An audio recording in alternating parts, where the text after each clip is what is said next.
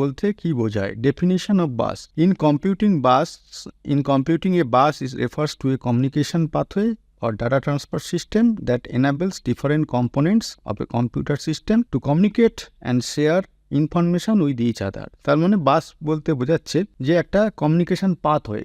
আমরা একজনের সঙ্গে আরেকজনের যোগাযোগ করি মোবাইলের মাধ্যমে, তাহলে মোবাইলের মাধ্যমে যোগাযোগ করছি, সেখান থেকে আমাদের মোবাইল থেকে নিয়ারেস্ট টাওয়ারে যাচ্ছে, সেখান থেকে যার সঙ্গে কথা বলছি সে যেখানে আছে সেই টাওয়ারে যাচ্ছে, সেই টাওয়ার থেকে যার সঙ্গে কথা বলছি তার মোবাইলে যাচ্ছে। এই একটা পাথওয়ে হলো। কিংবা ধরো আমরা ইলেকট্রিক লাইন, এখানে সুইচ দিলাম, ওখানে এক জায়গায় পাওয়ার জ্বললো, তাহলে এই যে সুইচ দিলাম, কারেন্টটা ফ্লো হলো, দিয়ে লাইটটা জ্বললো, এর একটা পাথওয়ে আছে ইলেকট্রিক তার।